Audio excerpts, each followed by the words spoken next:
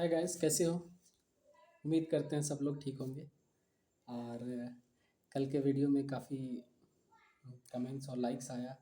और मेरा सब्सक्रिप्शन 100 पार कर चुका है।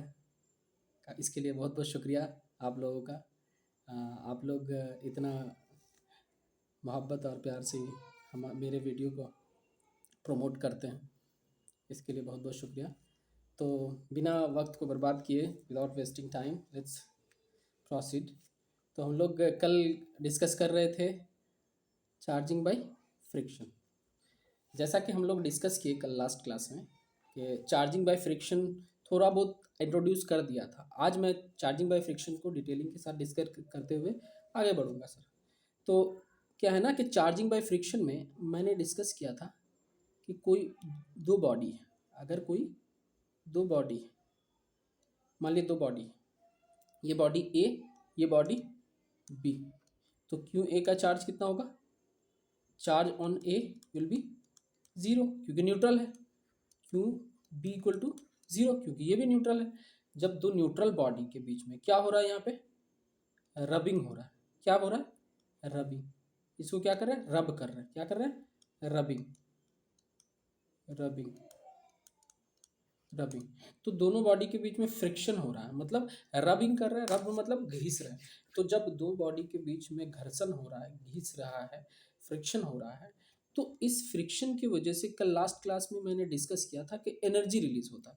और एनर्जी, ये हीट एनर्जी के फॉर्म में रिलीज हो रहा है। और ये हीट एनर्जी दोनों बॉडी को फील होता है। और ये दोनों बॉडी में से जिसका वर्क फंक्शन कम था, मान लीजिए इसका वर्क फंक्शन कितना है? 5A, और इसका वर्क फंक्शन कितना है? 5B। वर्क फंक्शन क्या होता है? कल पिछला वीडियो में मैंने डिस्कस किया है। जिसको समझ में नहीं आता है वर्क फंक्शन, जाके वहाँ पर पिछला वीडियो देख के समझ सकते हैं। तो ये जो वर्क फंक्शन है 5A, बॉडी ए का, ये है लेस देन बॉडी बी। अगर 5A 5B से कम है, इसका मतलब ये इस बॉडी ए से एक इलेक्ट्रॉन को हमको बाहर निकालने में, मान के चलिए 5A है 10 जूल और 5B है 12 जूल। तो अगर ये जो फ्रिक्शन हुआ, इससे जो एनर्जी निकला वो 10 जूल पहुंच गया। जैसे 10 जूल पहुंचा तो एक इलेक्ट्रॉन इस बॉडी से निकल आएगा बाहर। आएगा कि नहीं? आएगा बाहर। अब इस बॉडी से जब एक इलेक्ट्रॉन निकल आया, क्योंकि पहले से तो न्यूट्रल था, मतलब एक अगर प्रोटॉन मानते हैं तो एक इलेक्ट्रॉन भी रहा होगा, तभी तो ये दोनों न्यूट्रल रहा होगा, दोनों मिलके। सेम चीज इसके साथ रहा होगा। अगर जितना प्रोटॉन उतना ही इलेक्ट्रॉन रहा होगा, तभी ये न्यूट्रल था। अब देखिए, इससे जब एक इलेक्ट्रॉन निकला तो उस इंस्टेंट में इससे इलेक्ट्रॉन नहीं निकला। क्यों? क्योंकि इसको जितना एनर्जी चाहिए था उतना मिला नहीं। 12 जूल चाहिए था, 10 ही जूल दिया गया, तो 10 जूल में ये निकलेगा नहीं। तो ये जो निकलने वाला इलेक्ट्रॉन था यहाँ से, ये इलेक्ट्रॉन इस बॉडी में एंटर कर जाएगा। अब क्यों करेगा? मैं बताया था, क्योंकि इसका वर्क फंक्शन ज़्यादा है, तो ये इलेक्ट्रॉन तो निकलने देगा नहीं, लेकिन एंटर कर जाएगा इसमें, क्योंकि इलेक्ट्रॉन इंडिपेंडेंटली एग्जिस्ट नहीं कर सकता, तो किसी ना किसी बॉडी के एटम्स में ही अवेलेबल होगा वो। तो ये इस बॉडी में जंप करा जाएगा। तो इस बॉडी में क्या हो गया? ये इलेक्ट्रॉन एंट्री कर जाएगा, ये इलेक्ट्रॉन इस बॉडी में एंट्री कर जाएगा। तो इस बॉडी में क्या हो गया? मान लो पहले से एक प्रोटॉन था और एक इलेक्ट्रॉन था, अब एक एक्स्ट्रा आया, तो क्या हो गया? तो समझते हैं। देखिए, इस बॉडी में क्या हुआ? इस बॉडी में एक इलेक्ट्रॉन तो निकल गया, तो इस बॉडी में कितना हो बचा? एक प्रोटॉन बचा। और इस बॉडी में क्या हो गया? इस बॉडी में दो इलेक्ट्रॉन एक प्रोटॉन, तो एक प्रोटॉन एक प्रोटॉन एक आपस में कैंसिल कर देगा, तो एक इलेक्ट्रॉन एक्स्ट्रा हो गया। तो अब देखिए, इस बॉडी का चार्ज कितना हो गया? क्यू ए इक्वल टू कितना कह सकते हैं हम? आप प्लस ई। और क्यू बी इक्वल टू कितना कह सकते हैं हम? माइनस ई। देखिए, अब दोनों बॉडी पहले क्या था? न्यूट्रल था। बाद में अब फ्रिक्शन के बाद दोनों बॉडी में क्या हो गया? चार्ज प्रोड्यूस हुआ। एक में दिख रहा है कि पॉजिटिव चार्ज है, दूसरे में नेगेटिव चार्ज है। तो पॉजिटिव चार्ज किस बॉडी में आया? जिसका वर्क फंक्शन कम हो, मतलब जिसका वर्क फंक्शन कम हो 5A। और negative work function, negative charge किस में प्रोड्यूस हुआ? जिसका वर्क फंक्शन ज़्यादा हो। इसका मतलब the body having less work function will get positively charged, and the body having more work function या greater work function will get negatively charged. Getting my point? इतना समझ में आ गया, बात समझ में आ गई कि कोई भी बॉडी में को किस बॉडी, अब ये तो कह सकते हैं ना किस बॉडी में कौन पॉजिटिव चार्ज होगा और किस बॉडी में नेगेटिवली चार्ज होगा। मतलब अगर हमको वर्क फंक्शन दिया हो तो हम बता सकते हैं कि किस बॉडी में वर्क नेगेटिवली चार्ज प्रोड्यूस होगा और किस बॉडी में पॉजिटिवली चार्ज प्रोड्यूस होगा। मतलब किससे इलेक्ट्रॉन जंप करके किस बॉडी में जाएगा, ये तो समझ में आ गई। ठीक, अब एक चीज बताइए, हमेशा तो वर्क फंक्शन दिया नहीं होगा, तो अगर मान लीजिए मैं ह्यूमन बॉडी को, और आप मान लीजिए फर का कोई क्लच पहने रखे, फर फर का कोई क्लच पहने हैं, ह्यूमन बॉडी के साथ फ्रिक्शन हो रहा है, ठीक है, तो बताइए फर से ह्यूमन बॉडी में इलेक्ट्रॉन जंप करेगा जाएगा या ह्यूमन बॉडी से फर में, ये बताना डिफिकल्ट हो जाएगा क्योंकि हमको जनरली वर्क फंक्शन पता नहीं होता। तो कुछ ऐसे मटेरियल पढ़ लेते हैं हम लोग इंक्रीजिंग ऑर्डर इस तरीके से, ताकि एक सीक्वेंस बन जाए और एक पैटर्न बन जाए, ताकि हम ये कह सकें किसकी वर्क फंक्शन कम थी और किसकी वर्क फंक्शन ज़्यादा थी। तो अगर ये पता हो जाए वर्क फंक्शन कम या ज़्यादा, तो हम ये बता सकते हैं किसमें पॉजिटिव किसमें नेगेटिव। तो हम लोग नेक्स्ट स्लाइड में यही पढ़ने वाले हैं। नेक्स्ट स्लाइड में हम लोग कुछ मटेरियल का नाम पढ़ेंगे जिन मटेरियल से हम ये बता सकते हैं कि किसका वर्क फंक्शन ज़्यादा है किसका कम है। तो हम लोग एक पैटर्न, एक मतलब एक सीरीज इंक्रीजिंग ऑर्डर, इसका किसके बेसिस पे इसको इंक्रीजिंग ऑर्डर किया हूँ, वो बेसिस है वर्क फंक्शन का। तो increasing order of work function देखिए यहाँ, increasing order of work function, increasing order of, एक सेकंड पेन मेरा चल नहीं रहा,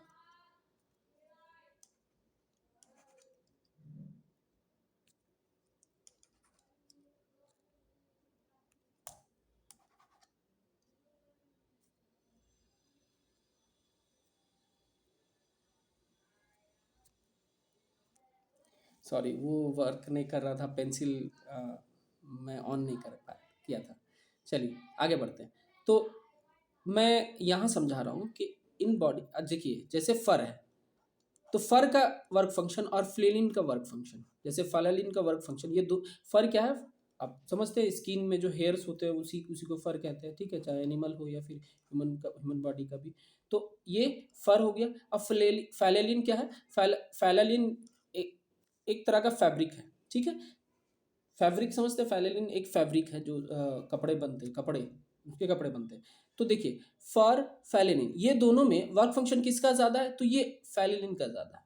तो वर्क फंक्शन के इंक्रीजिंग ऑर्डर पढ़ रहे हैं हम यहाँ पे। पहले तो फर हो गया, उसके बाद फैलेलिन, तीसरा क्या है सीलिंग वैक्स। सीलिंग वैक्स क्या है, एक तरह से वैक्स मतलब समझती है मोम, तो सीलिंग वैक्स है। उसके बाद आते हैं फोर्थ में ग्लास। ग्लास तो आप समझती हैं, ग्लास एक मटेरियल का नाम है ग्लास। फिफ्थ आ जाते हैं पेपर। पेपर जो कागज़ जिसको कहते हैं वो पेपर, पेपर के साथ भी किसी का रब कर, ग्लास का पेपर के साथ रब करिएगा तो वर्क फंक्शन किसका ज़्यादा है, वर्क फंक्शन पेपर का ज़्यादा है। तो पॉजिटिवली चार्ज कौन होगा, तो ग्लास पॉजिटिवली चार्ज होगा, वर्क और पेपर क्या हो जाएगा नेगेटिवली चार्ज। मैं डिस्कस करूँगा आगे, पहले देखिए ये। उसके बाद क्या हो गया, ये सिल्क। सिल्क भी एक मटेरियल है, पता ही है, फैब्रिक है।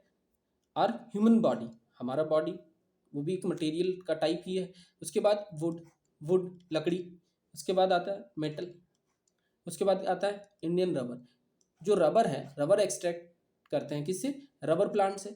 तो इंडियन रबर जो इंडियन रबर प्लांट से एक्सट्रैक्ट करते हैं उसकी बात हो रही है, वो मटेरियल। उसके बाद आते हैं 11th नंबर पे एम्बर। एम्बर एक डेकोरेटिव मटेरियल है जो प्लांट रेजिन से एक्सट्रैक्ट करता है, मतलब एक तरह से प्लांट रेजिन है ये, ठीक है। ये काफ़ी डेकोरेट खूबसूरत होता है, तो ये डेकोरेटिव मटेरियल की तरह यूज़ करते हैं इसको। उसके बाद एक है सल्फर। सल्फर तो पता ही है, पता ही है ये, इसका S8 के फॉर्म में होता है। ये इंडिपेंडेंट तो रहता नहीं है, सल्फर इंडिपेंडेंट नहीं होता ये, मतलब 8 एटम मिलके एक मॉलिक्यूल बनाकर रहता है। तो उसके बाद आते हैं एबोनाइट रॉड। एबोनाइट रॉड भी एक तरह का मटेरियल है, ठीक है। तो ये सारे मटेरियल्स का अगर अगर पैटर्न याद रख लें तो हमको आसान हो जाएगा किसी के साथ कंपेयर करना कि किस में पॉजिटिवली चार्ज प्रोड्यूस होगा, किस में नेगेटिव चार्ज प्रोड्यूस होगा। तो देखते हैं एक एक फ्लो में मैं बता रहा हूँ, आप याद रखिएगा। Fur, flannel, sealing wax, glass, paper, silk, human body, wood, metal, Indian rubber, amber, sulphur, ebonite rod. तो आप इस को एक जगह लिख कर एक दो बार रिपीट करिएगा, इजीली याद हो जाएगा। याद कर लेना ही बेहतर होगा क्योंकि माइंड में ये चीज़ें रहती नहीं है, तो याद कर लीजिएगा तो बेटर होगा। ऐसे वैसे ज़्यादा क्वेश्चन इससे नहीं आने वाला, बट फॉर मतलब एक तरह से चैप्टर पढ़ा रहा हूँ तो सारी चीज़ों को डिस्कस करते हुए मैं जाना चाहता हूँ। तो चलिए ये हो गया। फिर नेक्स्ट हम लोग नेक्स्ट टॉपिक पे चलते हैं। नेक्स्ट टॉपिक है आपको charging by connection. Charging by friction तो क्लियर हो गया, कोई दिक्कत नहीं था। तो चार्जिंग बाय कनेक्शन, अब देखिए चार्जिंग बाय कनेक्शन में क्या, कनेक्शन चार्जिंग बाय कनेक्शन को हम लोग एक और नाम से जान सकते हैं, एक और नाम से जान सकते हैं। वो क्या है? Charging by what? Charging by conduction. क्यों? देखिए कनेक्शन में क्या हो रहा होता है, कंडक्ट कर रहा होता है। क्यों कंडक्ट हो रहा होता है? इलेक्ट्रॉन का मूवमेंट की वजह से। कोई ना कोई मीडियम होता है जिससे वो मूव कर जाता है इलेक्ट्रॉन। मीडियम कौन सा होता है? कंडक्टर, जिसको कंडक्टर कहते हैं। तो चलते हैं समझते हैं चार्जिंग बाय कनेक्शन में। तो चार्जिंग बाय कनेक्शन में मान लीजिए ये न्यूट्रल बॉडी था। कैसा बॉडी है? न्यूट्रल बॉडी, जिसका चार्ज क्या है अभी? Q A equal to 0। अब दूसरा बॉडी मान लीजिए ये बॉडी है जिसमें चार्ज पहले से था। कितना था? मान लीजिए 6 प्रोटॉन था। मान लीजिए, सपोज मान लीजिए 6 प्रोटॉन था, मतलब 6 प्रोटॉन चार्ज इसमें था। ठीक है, तो देखिए अब क्या कर रहे हैं, चार्जिंग बाय कनेक्शन करना चाहते हैं। तो चार्जिंग बाय कनेक्शन में अब ये दोनों के बीच में तो कनेक्शन है नहीं अभी, तो कुछ कनेक्शन लाते हैं। तो कनेक्शन के लिए हम एक कंडक्टिंग मटेरियल वायर लगा दिए। ये कंडक्टिंग वायर से कनेक्ट कर दिए। क्या कर दिए? कंडक्टिंग वायर से कनेक्ट कर दिए। एक चीज बताइए कि कोई एक बॉडी जिसका चार्ज 0 था, मतलब ये न्यूट्रल बॉडी था, कोई दूसरा बॉडी जिसका चार्ज कुछ ना कुछ था पॉजिटिव, तो पॉजिटिव चार्ज को हायर पोटेंशियल कहते हैं, और जो न्यूट्रल बॉडी है उसका पोटेंशियल क्या हो गया? लो हो जाएगा। ऑब्वियस है, पोटेंशियल 0 है, तो 0 पोटेंशियल और यहाँ पे हाई पोटेंशियल। तो देखिए एक बात तो तय है कि इलेक्ट्रॉन हमेशा lower potential to higher potential की तरफ जाता है, इतना पता है। Lower potential to higher potential की तरफ जाता है। तो देखिए इसके ये जो न्यूट्रल बॉडी है, तो आपको पता है इसमें न्यूट्रल बॉडी, इस न्यूट्रल बॉडी में पॉजिटिव चार्ज भी था, नेगेटिव चार्ज भी था। मतलब इलेक्ट्रॉन मान लीजिए इसमें 3 प्रोटॉन है और 3 इलेक्ट्रॉन है। अब चूंकि यहाँ हाई पोटेंशियल है, यहाँ लो पोटेंशियल है, तो लोअर टू हायर जाता है पॉजिटिव इलेक्ट्रॉन। इलेक्ट्रॉन क्या होगा, यहाँ से मूव करना शुरू करेगा, इलेक्ट्रॉन इधर से जाना शुरू करेगा। तो इस बॉडी से इसमें जाना है, तो मान लीजिए 3 इलेक्ट्रॉन चला गया। मान लीजिए 3 इलेक्ट्रॉन चला गया, तो 3 इलेक्ट्रॉन जाके एंटर कर गया इसमें। जैसे 3 इलेक्ट्रॉन एंटर किया, इसके 3 प्रोटॉन को तो खा गया, मतलब इसके 3 प्रोटॉन को न्यूट्रल कर दिया, मतलब न्यूट्रलाइज कर दिया 3। अब बचा कितना इसके पास? 3 प्रोटॉन बचा। गेटिंग अपन, ये तीनों प्रोटॉन इलेक्ट्रॉन और प्रोटॉन गया क्योंकि न्यूट्रलाइज कर दिया, दोनों सेम अमाउंट पे है, तो माइनस और प्लस दोनों एक दूसरे को न्यूट्रल कर दिया, 0 कर दिया। ऐड करोगे तो 0 आ जाएगा। तो +3 ई चार्ज बचा हुआ, मतलब 3 प्रोटॉन का चार्ज बचा हुआ। तो देखते हैं पहले चार्ज कितना था? न्यूट्रल। अब समझिए इससे चार्ज इसमें चला गया, यानी कि इससे इसमें नहीं गया, एक्चुअली में इसमें इलेक्ट्रॉन, ये जो इलेक्ट्रॉन था वो मूव करके जा, बचा क्या इसमें? इस बॉडी में मान लीजिए, मैं समझा रहा हूँ, इस पूरी दोनों बॉडी को दोबारा बना रहा हूँ। एक बॉडी यहाँ, दूसरा बॉडी यहाँ। तो समझते हैं इस बॉडी में चार्ज कहाँ क्या रहा? बचा हुआ 3 इलेक्ट्रॉन तो जा चुका, तो बचा 3 प्रोटॉन। और इस बॉडी में क्या बचा? देखिए 3 प्रोटॉन को तो न्यूट्रल कर दिया, 3 इलेक्ट्रॉन आ गया, बचा क्या? 3 प्रोटॉन। तो कुछ ऐसा नहीं लग रहा है ये बॉडी भी चार्ज हो गया इस कनेक्शन के थ्रू? अब ये वायर को हटा लीजिए। क्यों हटा लेंगे? क्योंकि बॉडी मूव तब तक कर रहा था इलेक्ट्रॉन जब तक दोनों के पोटेंशियल सेम नहीं हो गई। तो अब देखिए चूंकि चार्ज सेम हो गया दोनों बॉडी का, क्यू ए कितना हो गया? +3e, और क्यू बी कितना हो गया? +3e। अब देखिए दोनों का चार्ज सेम है तो पोटेंशियल सेम हो गया, तो दोनों का पोटेंशियल सेम होने की वजह से अब ये मूवमेंट इलेक्ट्रॉन्स का रुक चुका है। तो मूवमेंट रुक चुका है, तो कनेक्शन का कोई ज़रूरत ही नहीं। अब ये बॉडी चार्ज हो चुका है, मतलब न्यूट्रल बॉडी चार्ज हो चुका है, और वायर भी हटा ली। इसमें क्या हो गया? तो चार्जिंग हुआ बाई क्या, कनेक्शन के थ्रू किया ना, तो इस तरह के मोड्स ऑफ चार्जिंग को क्या कहते हैं, charging by connection. Got it. अब देखिए कंजर्वेशन ऑफ चार्ज को ये फॉलो करता है, ठीक है। मैं कंजर्वेशन ऑफ चार्ज डिटेलिंग से आगे डिस्कस करूंगा। तो कंजर्वेशन ऑफ चार्ज को कैसे फॉलो किया, देखिए पहले कितना चार्ज था total, Q A plus Q B कितना था, 6 है ना, 0 प्लस 6 ई कितना हो गया 6 ई। बाद में कितना चार्ज है, प्लस 3 ई मतलब 3 प्लस 3 6। तो पहले टोटल चार्ज कितना था 6 ई प्लस 6 ई, बाद में टोटल चार्ज प्लस 6 ई।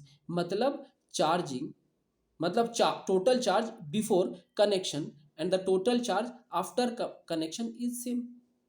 कुछ ऐसा नहीं लग रहा है कि सिस्टम का चार्ज कंजर्व्ड है, मतलब दोनों बॉडी को अगर सिस्टम माने तो सिस्टम का चार्ज कंजर्व्ड है, तो कंजर्वेशन ऑफ चार्ज को भी ये वैलिडेट करेगा, मतलब कंजर्वेशन ऑफ चार्ज को यहाँ से समझ सकते हैं। तो कोई नहीं, आगे हम लोग कंजर्वेशन ऑफ चार्ज पढ़ेंगे। फिलहाल नेक्स्ट टॉपिक की तरफ आगे बढ़ते हैं। तो नेक्स्ट टॉपिक अब हमारा क्या आ गया, चार्जिंग बाय इंडक्शन। देखिए थर्ड मेथड में कल लास्ट वीडियो में बताया था तीनों मेथड, उसमें चार्जिंग बाय इंडक्शन भी था एक। तो चार्जिंग बाय इंडक्शन क्या होता है, इसको डिटेलिंग करते हैं। तो चार्जिंग बाय इंडक्शन समझते हैं। तो पहले चार्जिंग बाय इंडक्शन के लिए, इंडक्शन का मतलब होता है मतलब विदाउट टच, है ना, विदाउट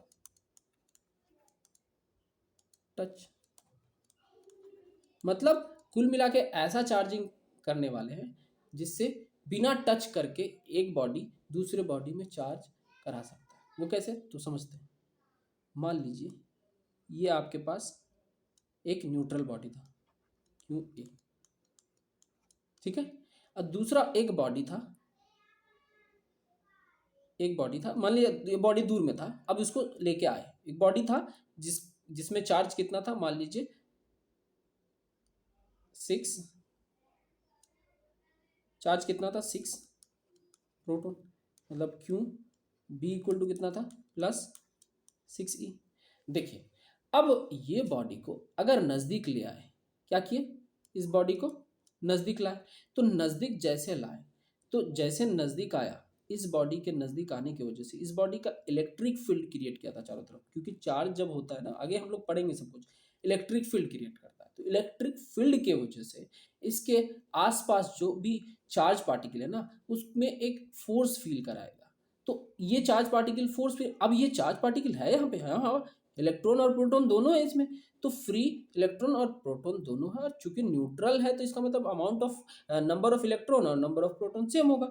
तो देखिए अब बताइए पॉजिटिव चार्ज को रिपेल करेगा, तो प्रोटॉन्स को तो रिपेल कर देगा ना, तो प्रोटॉन इसका क्या हो गया, दूर चला गया। क्या हो गया, प्रोटॉन दूर चला गया। मान लीजिए 6 प्रोटॉन और 6 इलेक्ट्रॉन रहा हो, तो 6 प्रोटॉन को तो दूर चला गया, तो मान लीजिए 4 प्रोटॉन और 2 प्रोटॉन, ये 6 प्रोटॉन वो दूर चला गया। अब इलेक्ट्रॉन तो अपने तरफ खींचेगा ये, तो अपने तरफ इलेक्ट्रॉन्स को खींच लिया। कितना इलेक्ट्रॉन है, मान लीजिए 5, एक 6 इलेक्ट्रॉन था, 6 इलेक्ट्रॉन 6 प्रोटॉन बन के न्यूट्रल था। तो अब प्रोटॉन दूर हट चुका, इलेक्ट्रॉन नजदीक आ गया, क्यों, क्योंकि प्रोटॉन को रिपेल करेगा, इलेक्ट्रॉन को अट्रैक्ट करेगा। अब एक चीज बताइए, मान लीजिए ये बॉडी को हम क्या कर दिए, क्या कर दी, अर्थिन समझते हैं, क्या कर दी, अभी यहां अर्थिंग कर दी। तो अर्थिंग का मतलब हुआ कि ग्राउंड कर दिए, मतलब ग्राउंडिंग भी कह सकते हैं इसको, ग्राउंड भी कहते हैं। तो ग्राउंड कर दी या ग्राउंडिंग कर दी और या अर्थिंग कर दी। जैसे अर्थिंग किए, हमको पता है, ये तो पता होगा कि अर्थ में ह्यूज अमाउंट ऑफ इलेक्ट्रॉन्स है, मतलब एबंडेंट अमाउंट ऑफ इलेक्ट्रॉन, मतलब बहुत ज्यादा इलेक्ट्रॉन भरा पड़ा है। तो इलेक्ट्रॉन जब भरा पड़ा है, तो जैसे ही उसको हायर पोटेंशियल दिखता है तो उसकी तरफ वो मूव करना शुरू कर देगा। तो पॉजिटिव चार्ज यहाँ दिख रहा है, तो पॉजिटिव चार्ज की तरफ ये जाना शुरू कर दिया इलेक्ट्रॉन, पॉजिटिव चार्ज की तरफ। अब जितना पॉजिटिव चार्ज जब तक रहेगा तभी तक तो जाएगा, गया तुरंत, लगाते ही तुरंत जाके यहाँ इसको न्यूट्रल किया, इसको भी न्यूट्रल किया, इसको भी न्यूट्रल किया, इसको भी, इसको भी, इसको भी। ये 6 इलेक्ट्रॉन को जैसे न्यूट्रल कर दिया, अब बॉडी में क्या बचा हुआ है, सारा का सारा इलेक्ट्रॉन, क्योंकि 6 इलेक्ट्रॉन तो प्रोटॉन तो न्यूट्रल हो गया। न्यूट्रलाइज हो गया। अब ये 6 का 6 इलेक्ट्रॉन बचा हुआ है। अब इलेक्ट्रॉन बोलोगे फिर दोबारा अर्थ में आएगा? नहीं। क्यों? क्यों आएगा? क्योंकि पोटेंशियल डिफरेंस कुछ है भी नहीं, यहाँ पे भी इलेक्ट्रॉन, यहाँ पे भी इलेक्ट्रॉन, क्यों आए क्यों जाए? नहीं आने, नहीं आएगा, नहीं जाएगा। हर चीज का कुछ ना कुछ कॉज होता है ना, तो यहाँ पोटेंशियल डिफरेंस कुछ क्या है? जीरो। पोटेंशियल डिफरेंस जीरो तो इलेक्ट्रॉन का मूवमेंट जीरो, तो इलेक्ट्रॉन बचा कितना यहाँ पे? 6 इलेक्ट्रॉन। तो देखिए दोबारा इस फिगर को मैं अच्छे से बनाता हूँ। तो कितना बचा, कितना बचा? तो देखते हैं, दोनों बॉडी को बनाया मैं दोबारा। अब देखिए इसके पास कितना, 6 इलेक्ट्रॉन बचा। इसके पास कितना है? देखिए इसका इलेक्ट्रॉन तो आपको पता है कहीं गया भी नहीं, कहीं आया भी नहीं, तो कनेक्शन था ही नहीं। तो इसमें जितना चार्ज पहले से था क्यू बी, मतलब क्यू बी हमें, क्यू बी अगर +6 इलेक्ट्रॉन था तो +6 ही रहेगा। लेकिन क्यू ए क्या हो गया, -6 इलेक्ट्रॉन हुआ कि नहीं? क्यू ए के पास -6 इलेक्ट्रॉन हुआ कि नहीं?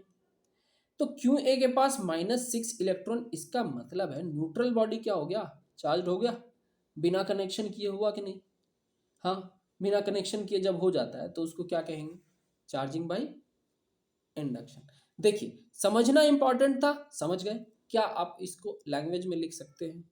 यस ऑफ कोर्स लिख सकते हैं। तो क्या लिखिएगा, तो क्या लिखेंगे, लिख देंगे कि charging by induction is the method of charging in which a neutral body can be charged by bringing it near a charged body, and after earthing the neutral body it get negatively charged।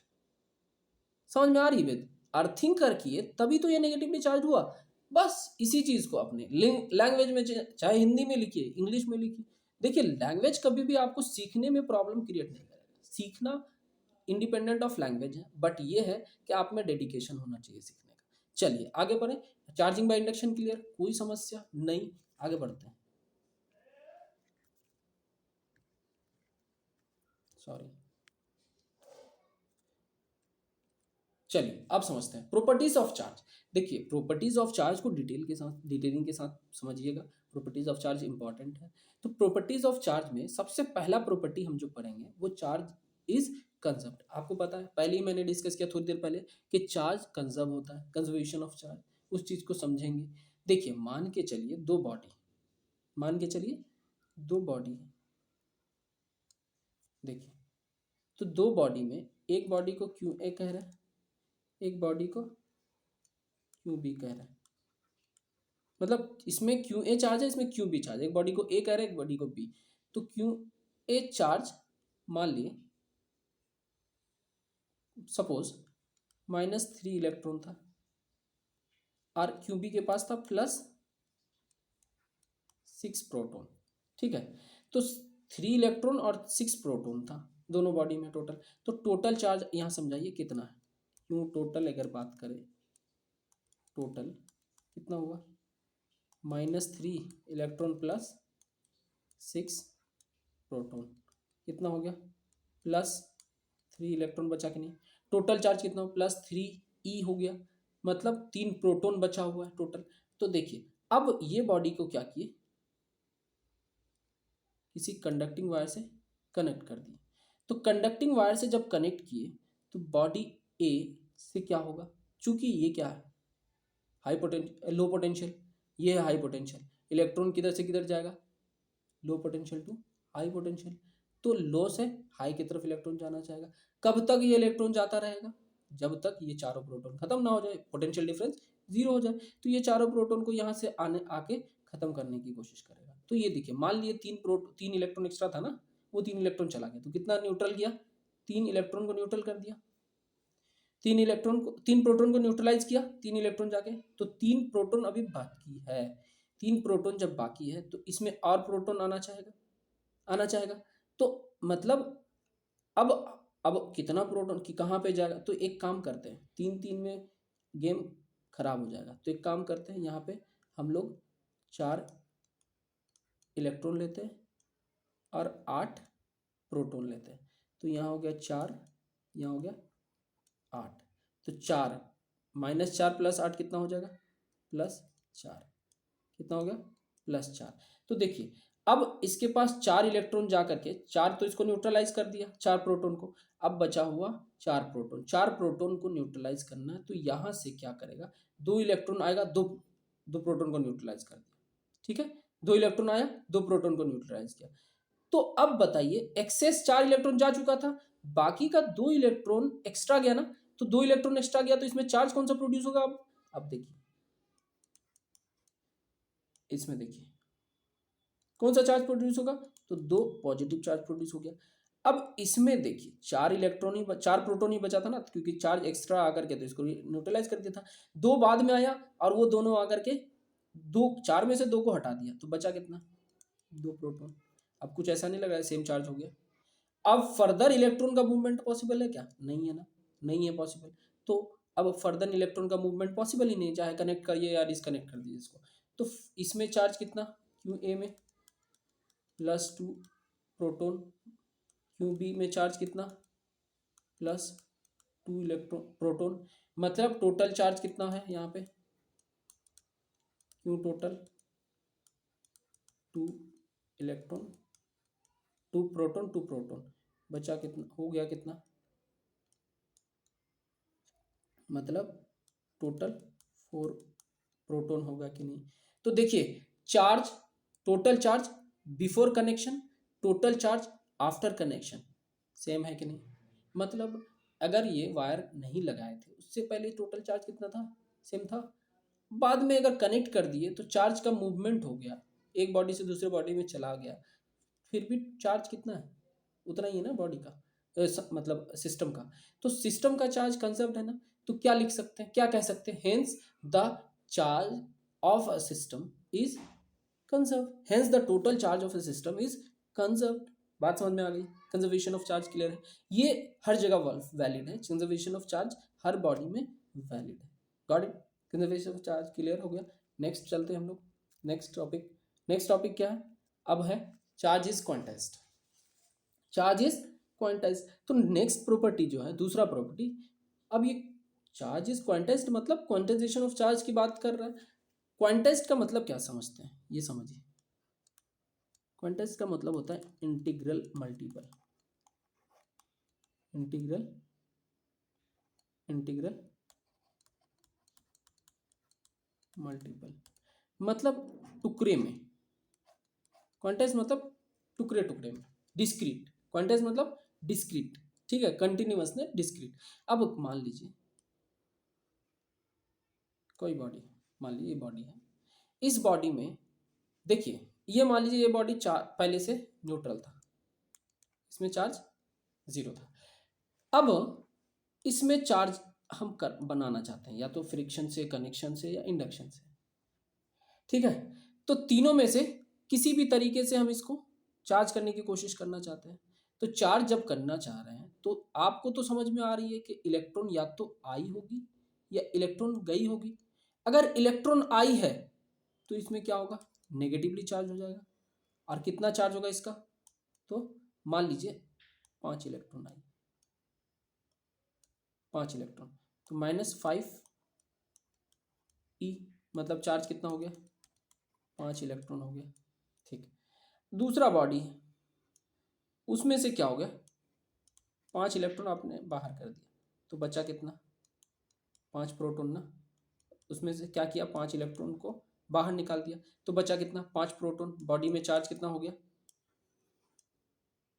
5 proton, मतलब Q equal to कितना हो गया, 5 proton. अब देखिए body में charge क्यों हो रहा है, या तो इलेक्ट्रॉन आ रही है, तो आ रही है तो नेगेटिवली चार्ज, इलेक्ट्रॉन जा रही है बॉडी से तो पॉजिटिवली चार्ज। इसका मतलब ये बात तो समझ में आ रही है कि बॉडी, किसी भी बॉडी का जो चार्ज होता है ना, वो या तो 1 इलेक्ट्रॉन होगा, 2 इलेक्ट्रॉन होगा, 3 होगा, 4 होगा, 5 होगा, 1000 होगा, 1,00,000 होगा, मतलब इंटीग्रल मल्टीपल है। मतलब ये पता है 1 2 3 4 5 -1 -3 ये क्या इंटीजर वैल्यूज है। तो इंटीजर वैल्यूज जो है ना, ये कुछ ऐसा नहीं लग रहा है, इलेक्ट्रॉन के इंटीग्रल मल्टीपल में चार्ज है बॉडी का, तो इलेक्ट्रॉन का जो चार्ज है उसके इंटीग्रल मल्टीपल में बॉडी का चार्ज होता है। तो बात समझ में आ रही है। तो क्वांटाइजेशन ऑफ चार्ज में क्या समझ सकते हैं आप, तो ऐसे लिख सकते हैं क्या, the charge on a body is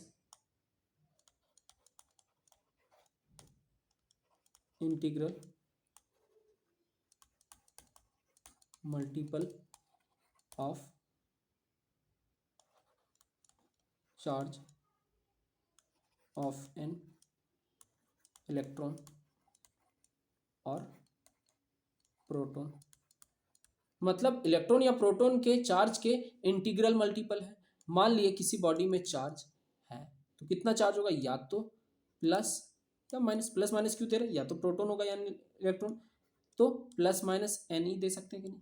N क्या है, n is any integral value. मतलब एन का वैल्यू क्या हो सकता है, वेयर एन क्या होगा, या तो 1 होगा, 2 होगा, -5 होगा, -6 होगा, एक्सेट्रा। मतलब कुछ भी हो सकता है ना। एन इंटीजर क्या है, ये इंटीजर, ठीक है, कोई भी इंटीजर। और ई क्या है पता है, ई का अगर मैग्नीट्यूड बात करें, अगर मैं प्लस या माइनस नहीं लूँ, या तो प्रोटॉन का या इलेक्ट्रॉन का, दोनों के चार्ज का मैग्नीट्यूड जो है 1.6 इंटू 10⁻⁻19 कूलम होता है, पता है। ये सारी चीज़ें 11th में भी पढ़ते हैं, 12th में भी मैं सारी चीज़ें डिस्कस करूंगा। इलेक्ट्रॉन का चार्ज, इलेक्ट्रॉन का मास, प्रोटॉन का चार्ज, प्रोटॉन का मास, किसने खोज किया, सारी चीज़ें मैं डिस्कस फर्दर करता रहूँगा। फिलहाल मैं जो टॉपिक कंटिन्यू कर रहा हूँ वो कर रहा हूँ। देखिए q equal to plus minus n e, n e का वैल्यू पता चल गया 1.6 इंटू 10⁻19 कूलम। तो अब किसी भी बॉडी में चार्ज क्या होगा, या तो इतना 1.6 इंटू 10⁻19 कूलम होगा, या 3.2 इंटू 10⁻19 कूलम होगा। मतलब कुल मिला के इसके मल्टीपल में होगा, मतलब 1.6 के मल्टीपल में होगा। गेटिंग माई पॉइंट, क्लियर है। चलिए आगे बढ़ते हैं। आगे अब नेक्स्ट चैप्टर में जाते हैं। नेक्स्ट चैप्टर बोलता हूँ, नेक्स्ट टॉपिक में। देखिए उससे पहले एक क्वेश्चन मैं बनाना चाहूँगा इसी से रिलेटेड, क्वांटाइजेशन ऑफ चार्ज या चार्ज इस क्वांटाइज से रिलेटेड। ये एक प्रॉपर्टी है, इस प्रॉपर्टी पे बेस्ड एक क्वेश्चन बनाना चाहूँगा। तो देखिए ये क्वेश्चन में ऑलरेडी सब कुछ लिख चुका हूँ मैं। Which of the following is not possible for an object. मतलब नॉट पॉसिबल है, ध्यान रखिएगा। तो नॉट पॉसिबल मतलब इनमें से कौन सा चार्ज किसी भी बॉडी में पॉसिबल नहीं है। तो पॉसिबल कौन सा नहीं होगा बताइए। मैं आपको, अगर आप बना सकते हैं तो मैं स्क्रीनशॉट ले करके या फिर वीडियो को पॉज करके आप इसको सॉल्व कर सकते हैं। अगर आप इसमें से मैं बता रहा हूँ, अब सॉल्यूशन बता रहा हूँ, आप अगर सॉल्व कर चुके हैं तो सॉल्यूशन मैच कराइएगा। तो मान लीजिए सॉल्यूशन देखिए, तो देखिए अब नॉट पॉसिबल तो हम लोगों को ऑप्शंस देखना पड़ेगा।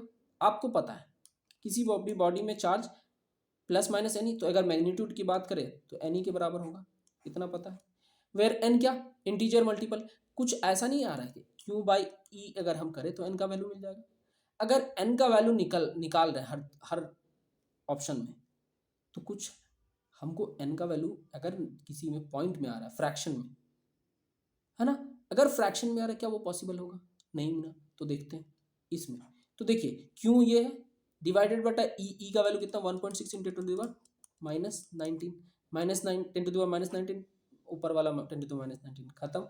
बचा कितना, पॉइंट पॉइंट गया, कितना 16 2 जा 32, मतलब 2 इलेक्ट्रॉन आ गया। तो 2 इलेक्ट्रॉन क्या पॉसिबल है कि नहीं, ऑफ कोर्स है ना, पॉजिटिव है और इंटीजर है। अब देखिए यहाँ पे देखते हैं Q by E 1.6 into 10⁻19 coulomb. Same इसको हटाइए, कूलम कूलम का बचा कितना। अब यहाँ पॉइंट है, मान लीजिए इसको हटाइए, तो ये 1 0 तो यहाँ आएगा ही, इसके बाद पॉइंट रहेगा, तो 40 हो गया। चलिए ये 8 हो गया, हाफ करिएगा, ये 20 है ना। ये मतलब 8, ये 4 हो गया, ये हो गया 10। कुल मिला के बात ये नहीं हो रही, यहाँ 2 बच गया और यहाँ पे 5। अब देखिए 5/2 क्या आ गया, 2.5 आ रही। मतलब कुल मिला के बात क्या हो रही है, 2.5 आ रहा है। मतलब 2.5 इसका वैल्यू आ रहा है। 2.5 इलेक्ट्रॉन पॉसिबल है क्या, नहीं। मैं बोल दिया था या तो एक इलेक्ट्रॉन होगा, दो इलेक्ट्रॉन होगा, तीन होगा, आधा इलेक्ट्रॉन या 1.5 इलेक्ट्रॉन या सवा इलेक्ट्रॉन नहीं हो सकता। Getting my point? तो देखिए, तो ये तो इनकरेक्ट आंसर है। इसका मतलब है यही एक करेक्ट आंसर होगा इस क्वेश्चन के लिए, क्योंकि नॉट पॉसिबल बोला है। अब देखिए, अब ये भी चेक कर लेता हूँ, 1.6 इंटू 10⁻⁻19। अब यहाँ समझिए, पॉइंट में है 16, 8 जा 144 हो गया। अब 19 है, ऊपर जाएगा तो प्लस 19 होगा, प्लस 19 माइनस 18 कितना 10 हो गया। तो कुल मिला के क्या हो रहा है यहाँ पे 80 आ रहा है।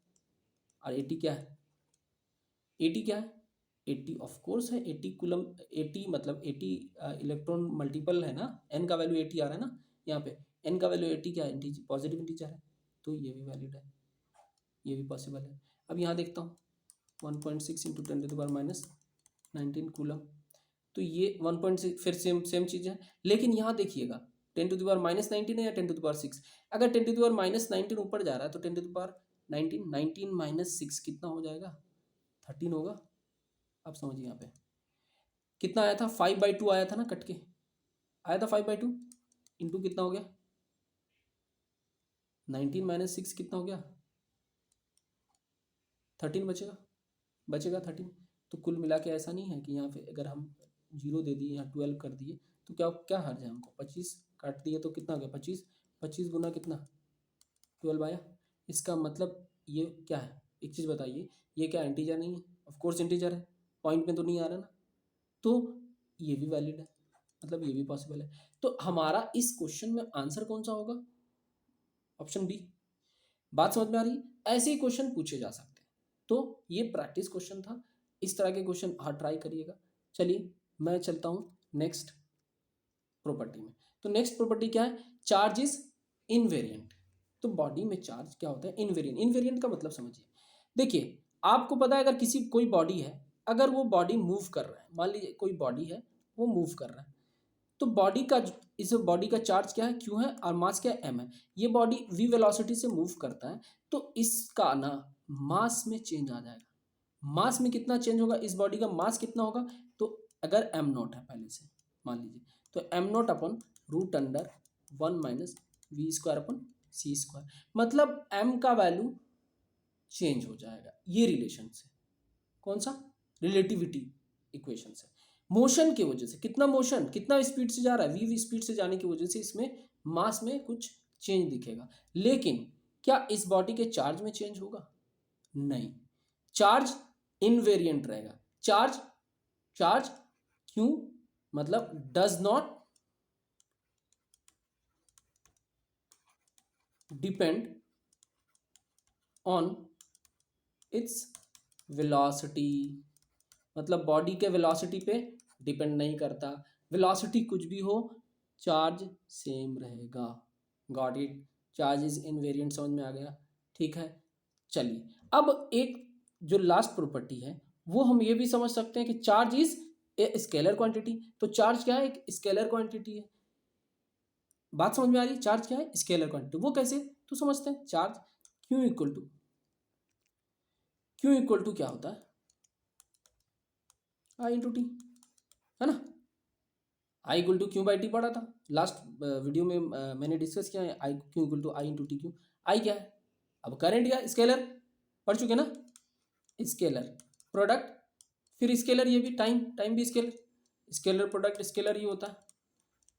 अगर ये समझ में नहीं आता स्केलर प्रोडक्ट स्केलर क्यों है, तो सेम ये सारी चीज़ें मैं वेक्टर का जो लेक्चर बनाऊंगा उसमें सारा चीज़ डिस्कस करूंगा। वेक्टर डिवाइडेड बाय वेक्टर क्या होगा, वेक्टर मल्टीप्लाइड, वो भी दो तरीके से मल्टीप्लाई होगा, डॉट प्रोडक्ट और स्केलर क्रॉस प्रोडक्ट।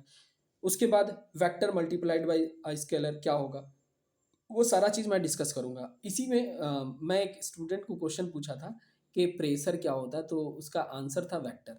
तो अक्सर बच्चे जैसे प्रेशर जैसे क्वेश्चन पूछ लिया, प्रेशर क्या है, स्केलर है कि वेक्टर, तो हम बता नहीं पाएंगे, कंफ्यूज हो जाएंगे। अगर बता भी देते तो हमारे पास कोई क्लू नहीं है, कॉन्सेप्ट नहीं है इसको बताने के लिए, क्यों बता रहे हैं, इसका प्रेशर क्यों है, प्रेशर वेक्टर क्यों है, ये बताना मुश्किल है, ठीक है। उसी टाइप से करंट, करंट का तो हमको समझ में आ जाता है कि स्केलर है, क्यों, क्योंकि ये triangle law of vector addition को फॉलो ही नहीं करता, तो ये स्केलर है। Got in, getting my point, कोई दिक्कत।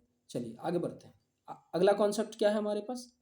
अगला अगला जो प्रॉपर्टी है वो है जो मैंने फर्स्ट में चार्ज का डेफिनेशन में पढ़ा था, वही वही प्रॉपर्टी फिर यहाँ एक प्रॉपर्टी था ना, वो उसी प्रॉपर्टी को लास्ट प्रॉपर्टी बनाकर मैं इंक्लूड कर दिया हूँ।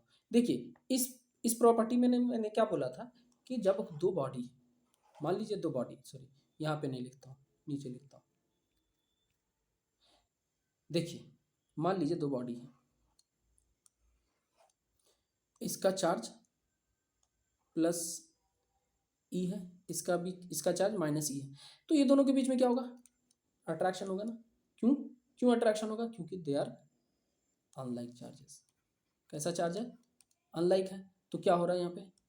अट्रैक्शन, अट्रैक्शन हो रहा है। सेम चीज, अब सेम चार्ज है मतलब लाइक चार्ज,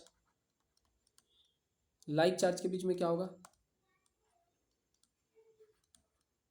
अब इसके बीच में रिपल्सन होता है, पता है? तो रिपल्सन होता है, क्या होता है? रिपल्सन। तो like charges, like charges repel each other while unlike charges attract each other. उसी को मैं यहाँ स्टेटमेंट में दिया हूँ, like charges repel each other while unlike charges attract each other. Getting my point और नॉट? देखिए आज के लिए मैं इतना ही यहीं पे रोक दूंगा, वीडियो का टाइमिंग बहुत ज़्यादा हो चुका। कल मैं आगे आगे का जो कॉन्सेप्ट्स है वो लेकर के आऊँगा। लगे रहिए मेरे वीडियो के साथ। और एक बात का मैं वादा करता हूँ कि आपके फिजिक्स के कॉन्सेप्ट्स इतना स्ट्रांग कर दूंगा ना, कहीं से किसी तरह का कोई भी कॉम्पिटिटिव एग्जाम में, चाहे वो नीट हो, आईआईटी जेई हो, ओलंपियाड हो, किसी तरह का भी कोई भी एग्जाम हो, अगर फिजिक्स के क्वेश्चन है वो आपसे बनना चाहिए। अगर नहीं बनता है तो वो मेरा फॉल्ट है। मेरे पास लाइए, मेरा कमेंट में आप उसका प्रूफ दीजिए कि ये क्वेश्चन में आपका कॉन्सेप्ट काम नहीं कर रहा है, फिर मैं उसको इम्प्रूव करने की कोशिश करूँगा। चलिए अब तब तक के लिए जय हिंद, जय भारत।